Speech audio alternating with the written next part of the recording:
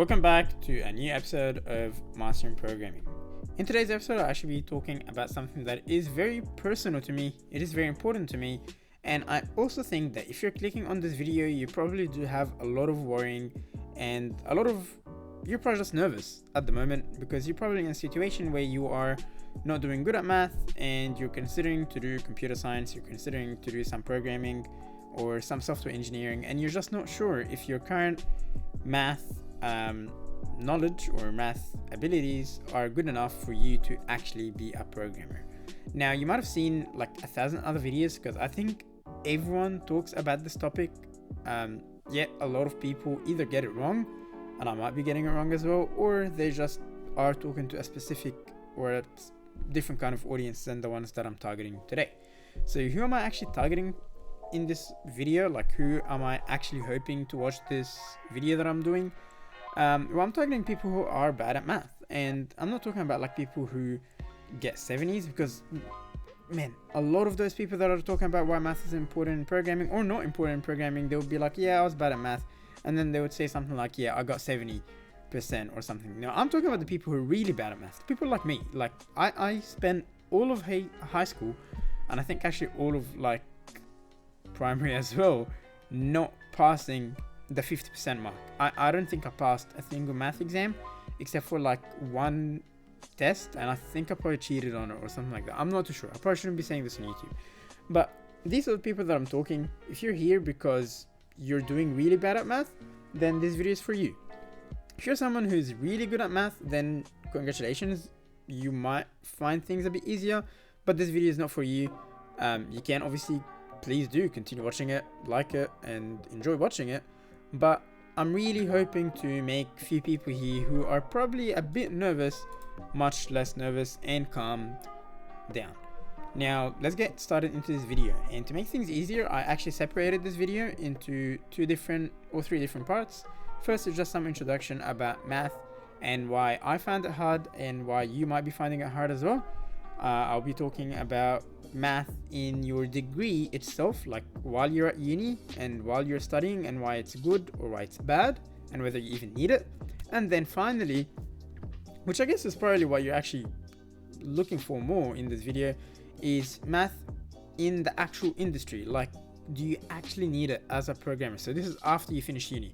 Now you're actually working on real projects. Do you need math to actually complete projects? Do you need math to make money basically as a programmer and as an engineer, or not? And we're talking again about software engineering in specific. When I'm talking about engineering, I'm referring to that. So I'm not referring to anything else as well.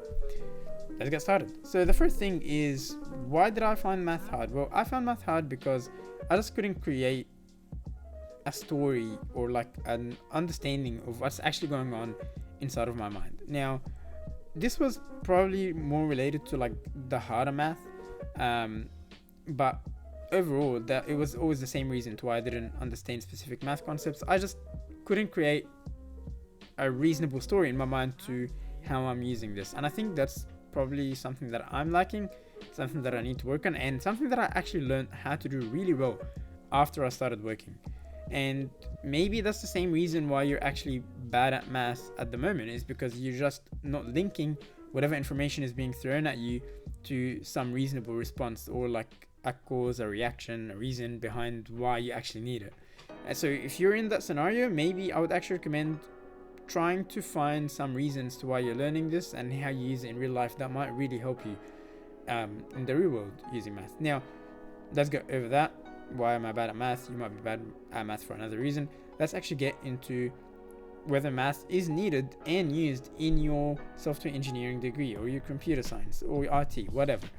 Now, just off the bat, without debating anything, you will be completing 2 math subjects, at least for me. So I did software engineering, a bachelor of software engineering, and in my first year I did 2 subjects of mathematics. It was math mod 1 and math mod 2, so math modeling 1 and math modeling 2. I also did physics, and I also did another subject called data structures and algorithms. Now, math mod 1 and math mod 2 were heavy math. I did like 2 unit in school, which is like one of the basic math that you can do, and I went in Math Mod and Math 2.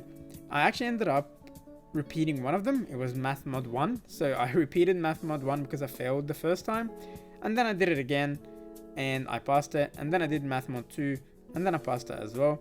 I did physics, I passed it, and I also passed data structures and algorithms. So actually throughout right now I'm in my 5th year, and by the way, I didn't get slowed down. In fact, I'm finishing 6 months earlier than everyone else who didn't fail anything. But anyways, I didn't repeat anything throughout my degree, any of those other math subjects, except for that first math subject. And that was actually the first one. So I didn't fail the second one, I failed the first one. And that was because it was during that transitional period where I still didn't and couldn't link math to any reasonable thing. But once I started learning that at uni, and at uni they probably do that a little bit better than school, I got enough to just pass it. Like I think I got like 55 or 57, something like that. But I passed it. So are you going to need math in your degree? Yes, there's going to be at least 4 subjects that are mandatory that you're definitely going to be doing math in. Is it heavy math? Yes, it can be. But as I mentioned, I was horrible at math. I didn't pass a single exam. I still did it. I can guarantee to you, whoever you are, you're much better than me in math, and you will do fine. Plus, at uni, there's a lot of other things that you can do that will help you in your degree and in any other subject. But if we're talking about math here, so there's a lot of peers that you can actually go to and tutors at uni for free that will walk you through everything. They will help you step by step, like an individual like one-on-one, and they will really walk you through problems and how to solve it and how to tackle it and so on. So that's exactly what I did. I used to go to I think they were called power-up sessions, and they're basically made for people like me and maybe people like you as well. If you're bad at something, you go to that and you will just get up, like literally it's just a power-up session where they're really going to power up your knowledge about a specific thing, and most of the time it is going to be in the quiz or the test. So if I'm you, don't be too stressed. During your degree, yes, you will be faced with a lot of math subjects, or like 4 at least. They're actually usually during the first year, just because that's the general subjects that everyone's going to learn doing engineering, except for data structures, and we'll get back to that in a second. But even though they're hard, you do get a lot of support, and if you're not a lazy person, you'll definitely pass it. You just go out there and get the help that you need, and you'll do it. Now, data structures and algorithms is probably a bit different because it's not it's not an overall engineering subject. You don't do it if you're doing any other kind of engineering. It's very specific to software engineering, and that what throws people a lot. That's what throws a lot of people off, because it's actually one of the first software engineering subjects that you're going to do, and it's one of the first, or actually the only one that actually involves math. And I'm not talking about like basic subtraction, division, and multiplication. It is actually a bit complicated. It's probably the hardest subject that I ever did in my life. It was very heavily involved with programming, and it was very heavily involved with math. Two of the things that if you're not really getting right, it will be very difficult. And what saved me is that I was a really good programmer, so I managed to lift myself up and sort of like carry myself even though I was bad at math. So don't stress. Again, that's one of the subjects that you'll get a lot of support in, and you'll get it right. So just to finalize this part of the episode, yes, during your degree you will be facing a lot of math subjects. These subjects can be difficult, but you also get the support that you need. Again, I didn't pass any of my math subjects in school.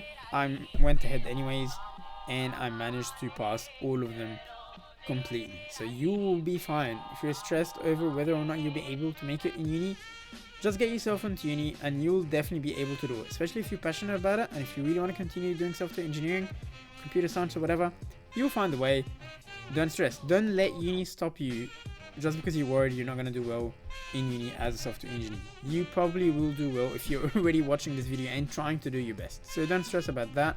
You can always revise, and you can also always do subjects in summer, like do 3 subjects in actual studying time, and then get math, which is actually what I did, and I did it alone. I did the whole math subjects on its own during summer, which gave me a lot of time just to focus on it, and I passed. It's fine.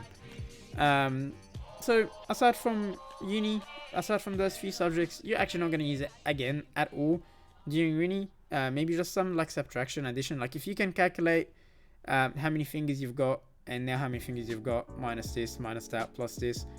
You'll do fine. It's just very basic things that are not actually related to like programming, but you just use them during your programming in uni. So don't be warned at all when it comes to university. Now, in your actual job, again, this is all from my experience. Have I used math in my jobs, in my programming? So just to give you some insight, I do freelancing. I do iOS and Android and web apps for people using freelancing platforms like Fiverr and so on.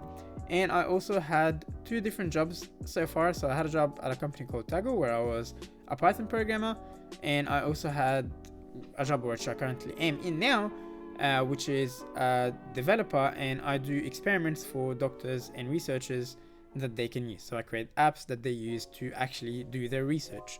So both of these jobs, I was developing like 24 hours. I'm working on developing an app or a project or a platform of some sort. Sometimes these projects also included themselves a lot of math. No, and again, don't stress. I'm not the one doing the math, but I'm creating a platform or an app that was actually based on a lot of calculations. And even though that might sound like, oh my god, I'm using a lot of math. No, you're not. The computer's doing it for you. This is why we've got computers. All you're going to be doing in a scenario like that, and again, it helps if you know how to actually do the math, but if you don't, it's not the end of the world. You'll be probably given some equations that you can incorporate in your app and teach the app how to use it, but you don't actually need to actually do those equations yourself. So overall, during my work, I haven't actually used that much math in my field at the moment. Again, I'm just a graduate, so maybe when I'm start getting into more senior roles, I will be using it heavily.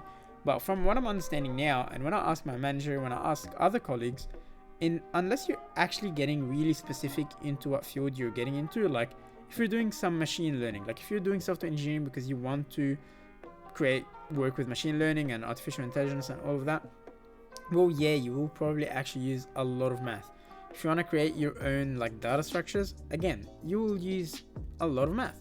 But at the start, you're most likely going to be involved with a lot of development, like making apps, making websites, making games, making desktop applications and core APIs, and you work with databases and stuff, like the actual cool stuff.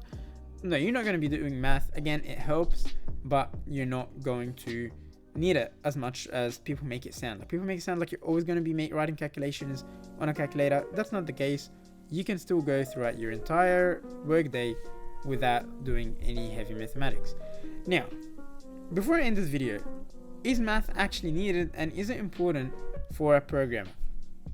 A programmer's job is to solve problems, and that's what I do. That's what a lot of people do. It's problem solving. And to be fair, math is a great way of exercising and learning problem solving skills. Math is problem solving. You get presented with a problem and you learn how to solve it, and then you apply it to other problems which follow the same equations. That's what math is, and obviously sometimes it gets too hard for you to actually see that, but at the end of the day, that's the picture of math. And math helps you create your problem solving skills. So it's a no-brainer that if you're really good at math, you might be a good programmer in terms of solving problems. You might not be good at coding, you might not be good at programming, but you will be able to solve the problems that are introduced to you using methods that you've learned, whether that's programming or even just telling another programmer how to solve the problem itself. People who are good at math usually are good problem solvers, whether they're problem solving as a doctor, as a programmer, as an engineer, as a biologist, whatever it is. That's just what it is. Now, as a developer, you're involved with so many fields, and like I mentioned, some fields will require you to do heavy math and some won't. Now, if you're someone who feels like, well, you really want to work with a lot of problem solving stuff and math is just not for you, well, it's not the end. Playing video games can teach you how to problem solve. Playing chess, you're solving problems all the time. Solving puzzles or solving riddles, or even actually playing with actual jigsaws can help you solve your problem solving skills. Talking with people increases your problem solving skills. So if you're not getting the problem solving knowledge or the problem solving skills that you feel are needed for a programmer from math, try looking other avenues where you can get that skill and where you can practice it as well. And I think you will be a good programmer that way. Now, just to summarize, math is very important in life in general, but if you're not good at it, it doesn't mean that your life is going to end. It doesn't mean that you're not going to be good. Especially as a programmer, you can work on anything you want as a programmer. We create things, we fix things, we maintain things. And if there is a way that, like if you're working with someone and you don't like how they're doing things because they're basing it completely off real models, you can even create your own way of doing things. Obviously, at the beginning, you might find things a bit harder. As you keep going in your degree and into your work, you will learn how to solve problems normally. Thanks so much for watching. I hope you really did enjoy this episode. Again, if you're good at math, that's amazing. Help other people who are not good at math like myself. And yes, you'll be a good programmer. If you're not good at math, you will also be a great programmer. Just keep going, keep practicing, and I hope that maybe in the future you can also comment on this video, maybe make a video of your own and teach us how you became good at math or how you managed to find your own way of being a good programmer. Thanks so much for watching, and I hope I see you in the next episode.